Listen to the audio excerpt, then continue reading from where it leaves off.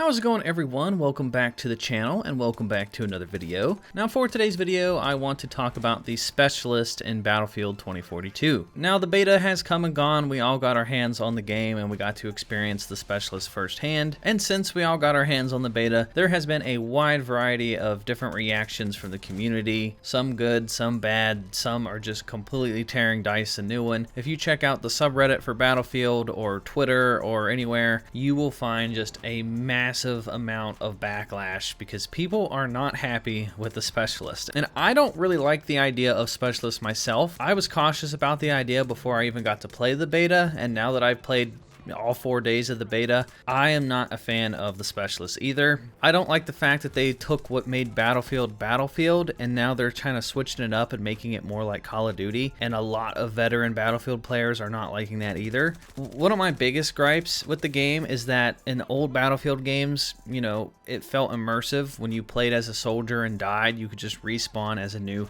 generic soldier. Well, with these Specialists, it kind of doesn't feel like a battle, and it feels just like a bunch of hired mercenaries fighting each other. And if you're playing as a specific character like McKay with the grapple hook, and then you die and you respawn as the same person, it doesn't feel like a battle, really. It just feels like a simulation. It doesn't really feel that immersive when you literally are the same exact person when you just died. In the old Battlefield games, you could get away with it because everyone was just a mindless kind of grunt soldier. They were all expendable. Every time you died, it felt like you were playing as a new person, and you were just sending like waves and waves of soldiers into the battle. And it doesn't really have that feeling with Battlefield 2042. But the reason I'm making today's video is that I don't think the Specialists are as bad as everyone is making them out to be. Now, I do think that they need changed. I think DICE needs to listen to the community and they need to find a middle ground to make, you know, some of the new players and the old players happy. I've seen a bunch of different suggestions from the community, which I'll get into here in a little bit. But one of the things I want to discuss is the fact that a lot of people had problems with the Specialist because in the beta, you couldn't tell who was who. It was really hard to tell the difference between, you know, your teammates and the enemy. You'd run around and you'd see like 7 of the same exact character. You'd see a McKay and a McKay and a McKay. And then on the opposing team, you'd also be fighting a McKay. And everyone has grapple hooks and felt like you were just fighting a million of yourself. It was like a Clone Wars battle from Star Wars or something. It was just clones versus clones. And that was a pretty reasonable problem that a lot of people had, including myself. I think, you know, it was pretty annoying not being able to tell who the enemy was. And a perfect example of this is shown here from this clip on Reddit. So in this clip, this guy is playing as Boris, and he's being chased by an enemy, which is also playing as Boris. And what's hilarious is that the enemy runs up to his teammate's body and starts to teabag him because he thinks that it's the enemy, when in fact, it's not. So this beta was so confusing, it was to the point where teammates would teabag each other thinking that they were the enemy. So this clip does a great job of just showcasing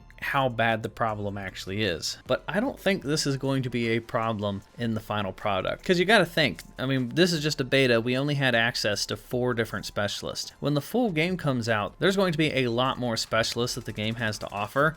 And as they have DLC over time, they're going to have more Specialists with each little season that they're going to do. So there's going to be a wide variety of Specialists. Plus, there's going to be skins that you can probably earn just by playing the game. And of course, there's probably going to be microtransactions. And with that, there's always going to be people that spend money on microtransactions. So when the full game comes out, you're probably going to be facing, you know, a wide variety of Specialists. And if you do come across the same exact Specialist, say I'm playing as the dude with the minigun, I forget his name, but if I come across a guy on the other team, he's probably going to have a different skin than my guy. So there's going to be a wide variety of Specialists. They're going to look different, have different outfits. There's going to be way more. They already announced Irish is going to be in the game. He's another Specialist. They have that wingsuit Specialist that we didn't get to see in the beta. So there's already a couple more that we're going to see in the final product. So I think that is definitely going to help a lot in the final game. So I don't think it's going to be as big of an issue, but I do think that DICE needs to do a better job of differentiating between who is friendly and who is foe. They could either do something with the user interface or the HUD, make it so that your teammates always have a name above their head instead of just a dot, make it more reliable. Sometimes the dot in the beta just wouldn't show up above your teammate's head and it would get confusing. Maybe put an outline over the enemies like Halo does. They need to do something to make it a little bit easier to differentiate like who's on on what team. But if they do that,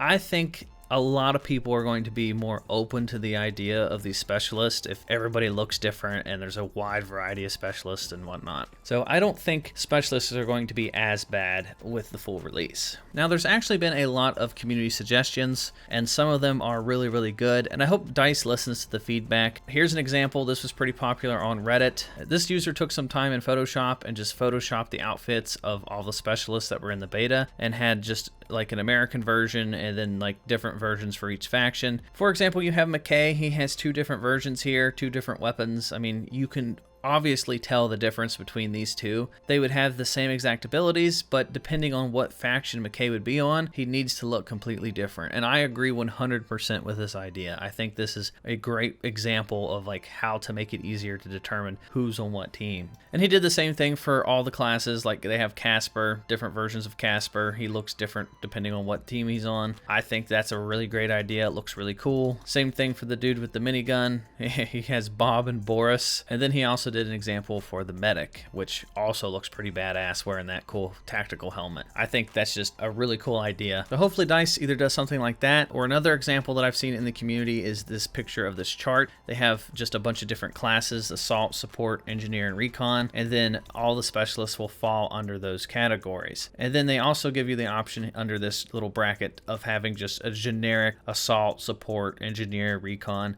And I think that's probably the best example, because if people don't want to play as the specialist and they just want to play as a generic assault class, then I say let them do that. That would make everybody happy. That would make the old fans of Battlefield happy and the new fans of Battlefield happy. I think that's a great alternative to what they currently have. For example, the generic assault class could just have 2 gadgets like they normally would. Maybe a rocket launcher or some grenades or some C5 or just some sort of other gadget. They normally have 2 gadgets per whatever class. But at the same time, if you don't want to be a generic assault class and you want that cool grapple hook, you could pick that specialist that's also under the assault tier. So instead of generic assault class, you could pick McKay with the grapple hook. Or if you want to play like the support role or the medic role, you could have just a generic medic setup where you have like a med kit on you and your little syringe. Or if you want to play as the specialist, you could have her gadget where she has her little syringe gun and she could shoot people from a distance, and you know, you have her unique perks for being a specialist. But at least the option would be there if people want to play as just a generic soldier. You know, they have the option to do so. So I think that is another good alternative that DICE should do. Either way, right now the community is pretty torn on the whole specialist idea. I don't think it's going to be as bad at launch, but I hope that DICE does take a step back, maybe even potentially delay this game by a couple months, maybe sometime into 2022, because from what I've seen on the internet, it seems pretty torn. There's a lot of new people coming in and playing Battlefield for the first time, and they really enjoyed the beta. And there's a mixture of old fans that have also enjoyed the beta, but there's a huge amount of people that just are not happy with the way that the beta went. From everything from bugs and glitches to just